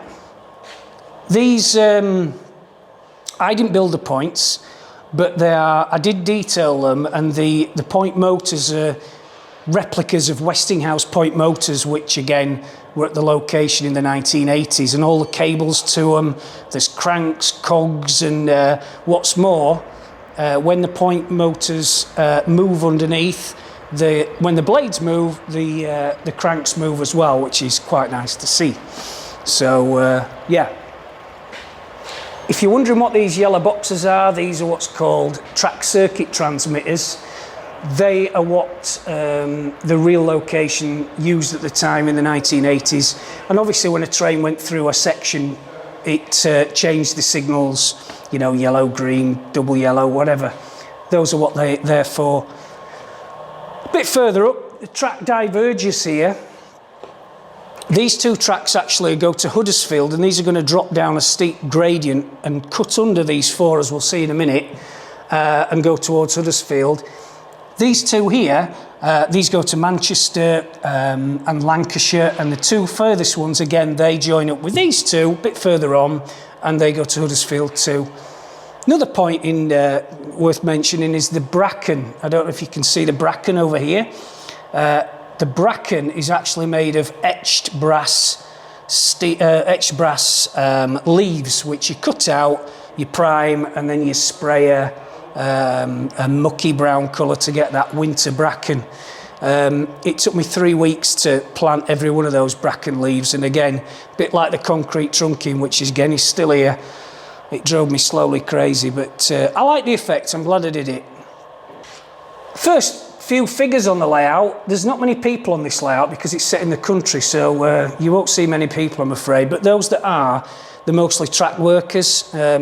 This one's repairing a vandalised cabinet which I just scratch built out of brass. There's a couple here talking, and kind of on a layout, I mean, everybody's different, but I like posed figures so they look as though they're talking to each other rather than in mid-step or whatever. But each to their own. But there's little details everywhere, like lots of these little Tesco carrier bags, and I once put a picture on one of the forums of these Tesco carrier bags, and somebody pointed out that at the real location there was no Tesco for miles, so there shouldn't be Tesco, but you can't please everybody, can you? Moving on. Again, vandalised relay boxes, lots of them. More Tesco carrier bags, and of course the two road bridges here. This road still exists, you can drive underneath it even today, and the far bridge is where I used to sit on that wooden fence far bit there on the when I was actually looking at train spotting in me, 12, 13 years old. So let's move on a bit further. You can tell as well that as we get a bit further up, as we go west, you get a bit more frost. So I'm kind of thinking that it's winter time, the sun rises in the east, sets in the west, it's not quite got to this bit yet. So as we get a bit further west, it just gets more and more frosty. So we've got a footbridge here, which is a brass kit, Churchwood brass kit from what I remember. There's two of these together. This footbridge was built in 1900 and it's still here today. You can actually walk up over it through that little subway, and then it brings you out just near these cottages over here, which actually still exist as well. In fact, the guy who owns the cottages came down the other week to have a look, so which was nice. Let's go a bit further. We've got the dive under here, which again still exists. Today, we've only got one track that goes through the tunnel. This tunnel's actually disused. Banner signal repeaters long gone. But everything else kind of exists as you can see there. I wanted to make this look really kind of decrepit, and which I hope is the impression you get. Lots of vandalism and graffiti everywhere. The concrete fence posts are still there, and the fence. So yeah, and this, where the class 56 is here, as you can see, there's a 4-aspect signal with the feather which controls the crossover just a bit further on. But all the drivers stop there. I've had a few drivers down here, and they always comment they go for a wee just here. So they have a rude word for that signal, but they stop there, and that's where they go to the loo. So just so you know. The kind of stagnant water, there's a sewerage works a bit further down, but the stagnant water here has been here for years. In fact, as a kid, I used to tie I used to get a tyre and a rope, tie it to this and just swing over the water, and then come home completely full of mud and everything else. So yeah, all good fun. A bit further on, we come to the sewerage works.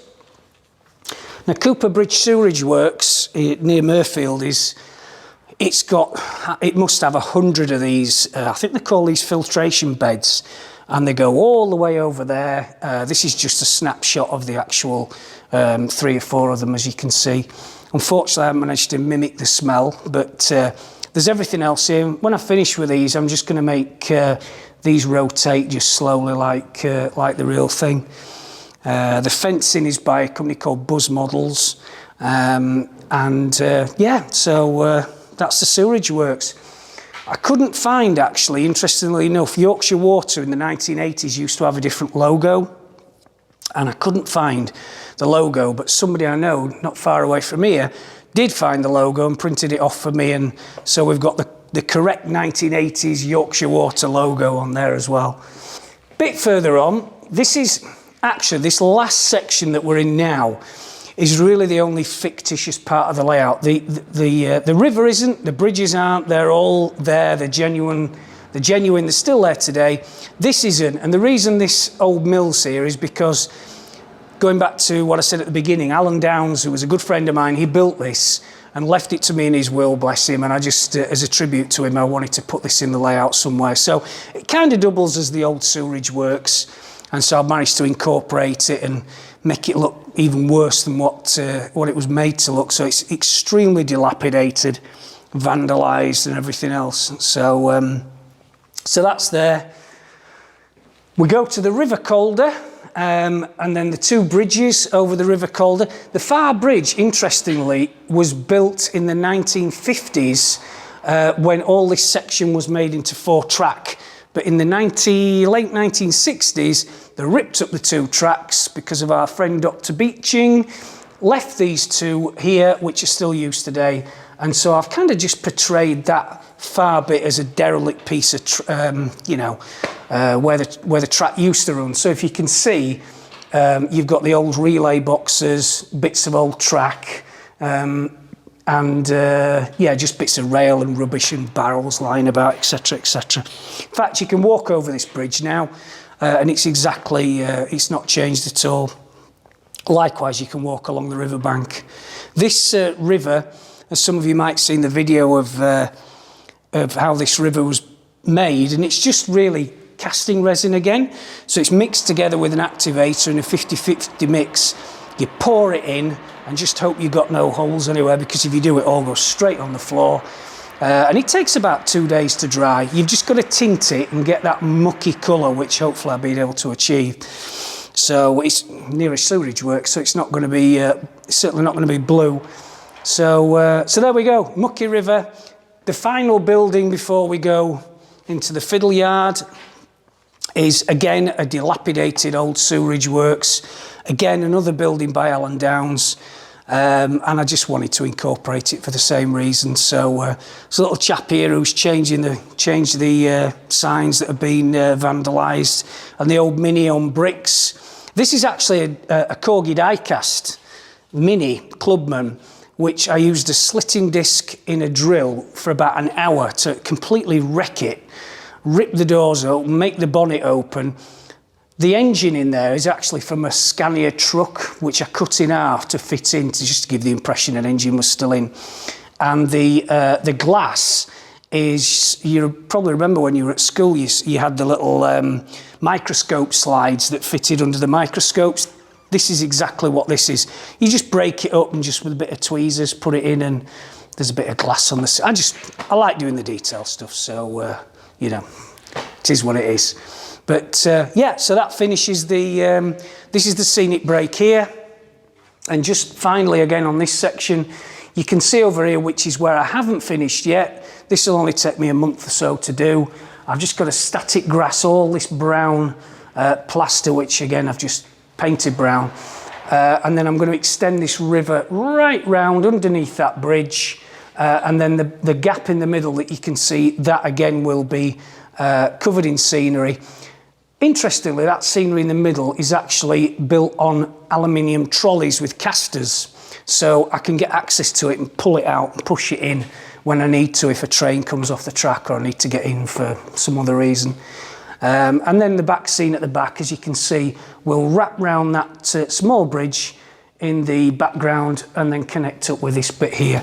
So then it'll kind of hopefully frame it all together. And that's it. That is Heaton Lodge Junction. So if we come down a bit further down, we move on to the fiddle yard itself. The fiddle yard is 140 feet long. There's actually 4 fiddle yards, 2 next to each other with another 2. So in fact, there's 2 ends. Let's get this right. There's 4 fiddle yards, 1 for each main line. Each fiddle yard has 7 roads, so you've got 7 trains which you can run on that main line, on each main line. And there's 2 fiddle yards next to each other, and then at the end of those there's another 2, so 2 end to end. Lots of track to lay, and I have to admit, I hated making every single bit of this fiddle yard. It was a nightmare, and it was only a nightmare because I hate wiring. I hate the joining together and aligning all the tracks. It's just not my forte, but there's only me that's done this really well, 90% of it, so I had no choice. But it took me 7 months to build all this, and that was probably about 8 hours a day, but never again. The main thing to remember is every train, of which there's eventually going to be 28 full-length trains on this layout, each train always comes back to where it started. So each train is allocated to a particular road of its fiddle yard, and it always comes back to that location. So then, when you actually think like that, it's actually not too complicated.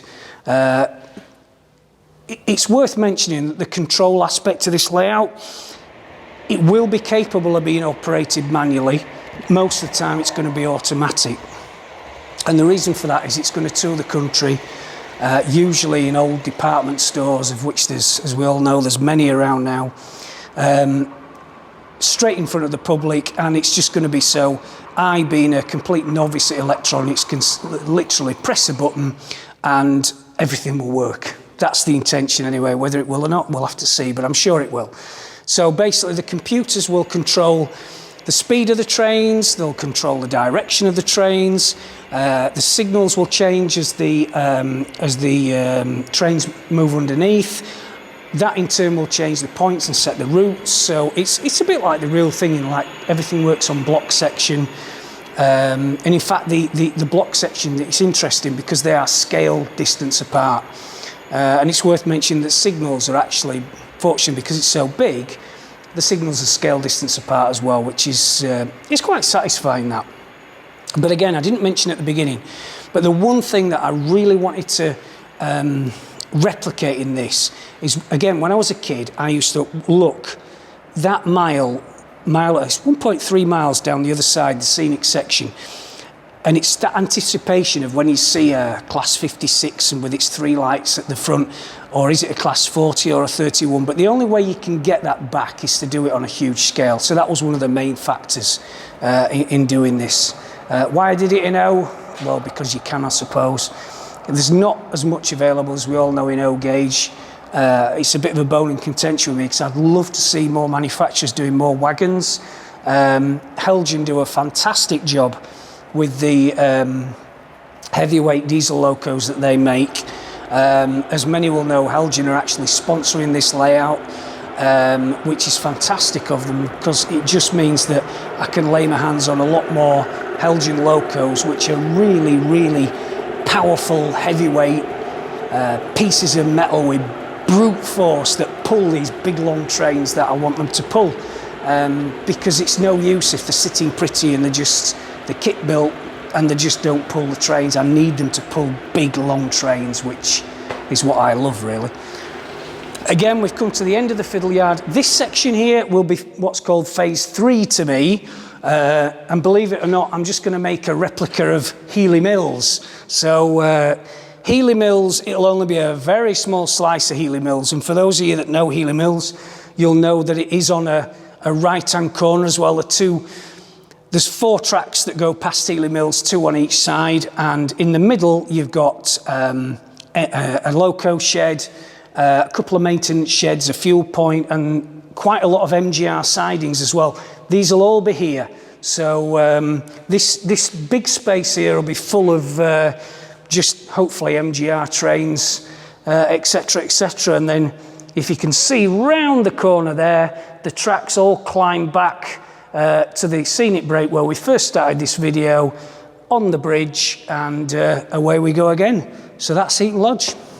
So as you've seen, we've taken a break from photographing and videoing the actual O-gauge Heaton Lodge, and we've come to the real Heaton Lodge, which is behind us, and you'll probably be able to tell from the cottage behind us, and we're actually stood on the footbridge. Yeah, the footbridge that is quite significant on Simon's model. It's quite a distinctive piece of architecture there, particularly as there aren't a huge amount of buildings on the layout. So. Yeah, I've got a very odd sense of familiarity with the place because some of the details Simon's gone to are so detailed. Well, that's right, and also it's the second time we've been there as well. So we've spent 2 full days of our life poring over Simon's layout, capturing video, capturing photographs, and really getting to grips with what he's done, what he's made, and what is in that layout. And I have to say, he's really captured the place. I mean, the real location is looking very overgrown. However, well, like I said, it's very familiar to me. Yeah, definitely familiar. I mean, it's also familiar for me because I grew up around this neck of the woods as well. And Simon, he went to all his train spotting just up the road, just up the rails rather, from where we are. I can show you with the bridge where he went. But I was also from this area as well, and I used to go train spotting at Murfield, which is just a couple of miles just up the railway there. Travelled a lot from Huddersfield through here as well, so it's did a lot of trips through Heaton Lodge Junction in my time. So. I mean, some of the traction's changed, of course. Very much so, yeah. It's very clean and clinical now. It is a bit. It's almost disappointing, to be quite honest. Although I do like the TPE livery. The TPE livery is very nice. We just need a 68. That would make me happy. So it's a proper train with a loco on the front of it. So. And if Mike makes me stay till after dark to film one, you'll see the lights going past now. Yeah. But in talking attraction, I mean, when I first was around this area, when I was very little, it was actually the area that Simon's layout was based on. So I was travelling on 31s with loco haul trains, 45s, just the last of those were running as well. A lot of mileage around 47s around here as well, although I was knee-high to a grasshopper at the time, so they are very vague memories at this point. But then, actually, when I was a bit older, a lot of my travel was done on 142s and 141s, and obviously then the 158s running on the fast between here and Leeds as well. So. I suppose some of the stock at the time, especially when you're younger, screaming past must have been had quite an impression on you. Yeah, absolutely. It's probably partly why I'm so into railways that I am now. I mean, I have really vague recollections of being at Huddersfield Station as a kid, and all the story from the family goes that basically I need to be out of my mum's hair for a few hours, so my dad took me off to the train station to go and see the trains, and I just sat happily and watched the trains. That brings us to the end of our visit to Heaton Lodge Junction for today, including Simon George's superb O-gauge layout and also the real location we're stood at now. Yeah, and of course Hornby magazine will be back when he's finished. Yeah, he's invited us back to come and have a look again when he's finished the full scenery on there as well, and I'm really looking forward to that already. And knowing Simon, I don't think it will take long. No, that's right. Right, so enough from Heaton Lodge. Let's move on with the Great Electric Train Show virtual exhibition. So you'll join us in a minute when we'll be back in the workshop.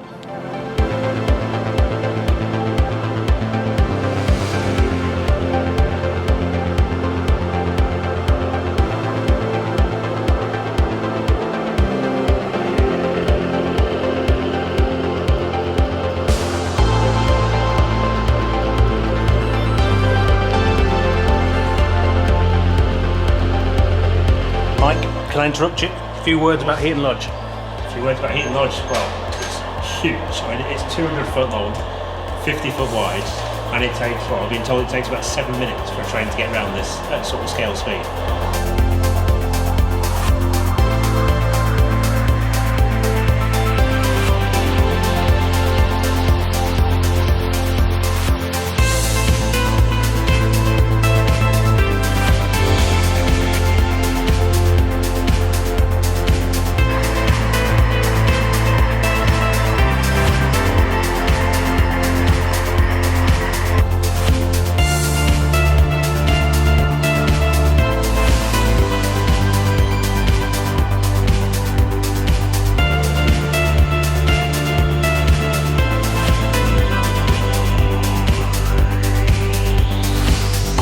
That brings us to the end of our...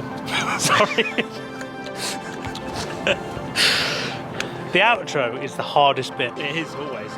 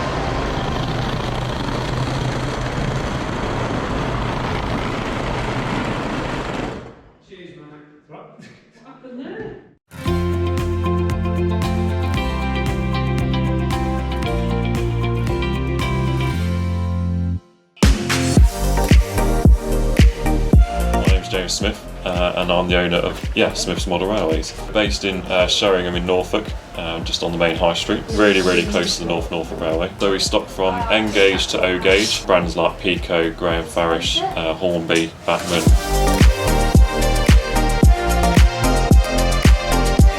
Just launched our new loyalty card just after lockdown when we reopened. So we also offer these gift vouchers. You can either contact us via our telephone, email, or with our contact form on our website.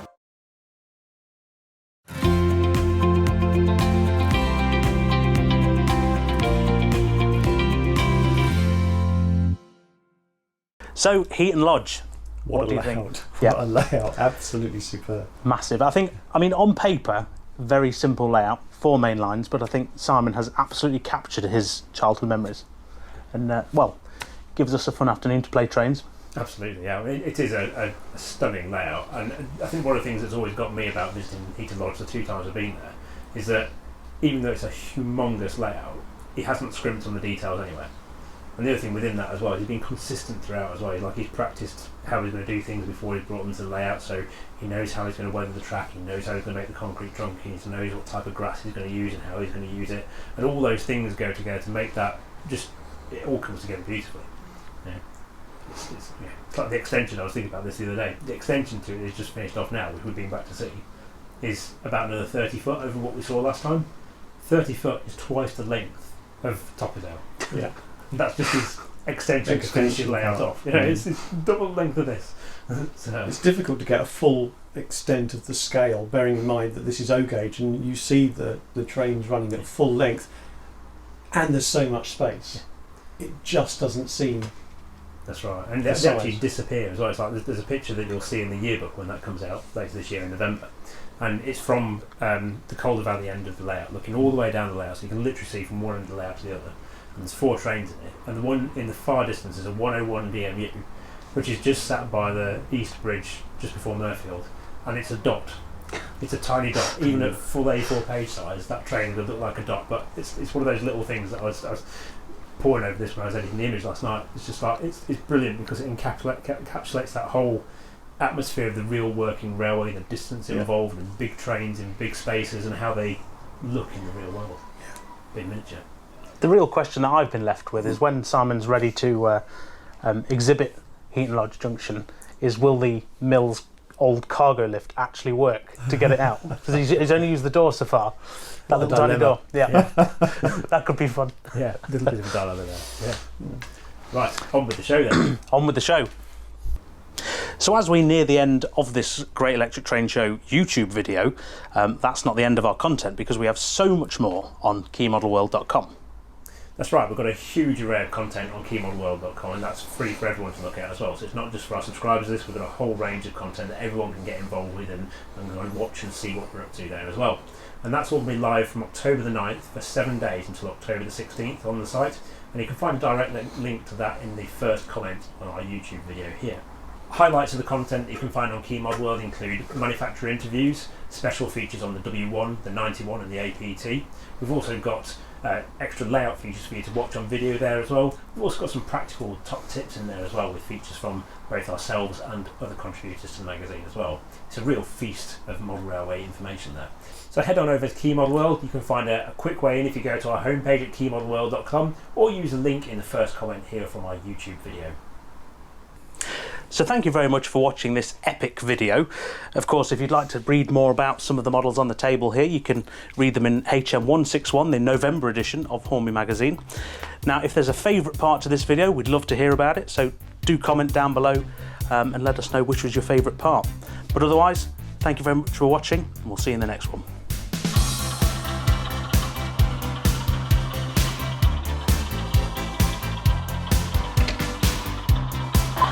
So all we're trying to do is to get the Sutton to pass as the van goes past. But it's proving difficult because Mike is destroying his new mill.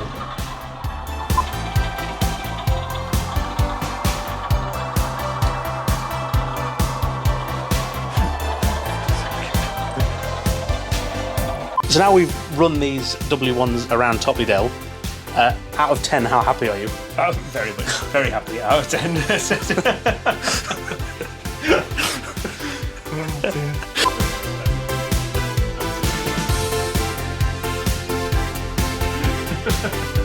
don't get out there. So head on over to Key.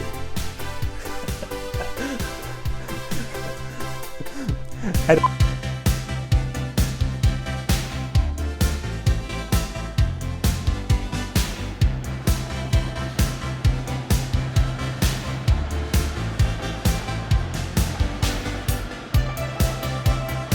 Find a quick way in if you go to our homepage at keymodelworld.com, or use a link in the first comment here from our YouTube video. Now Richard and Mark are going to say words as well. So we'll finish off the show with Mark's song and dance.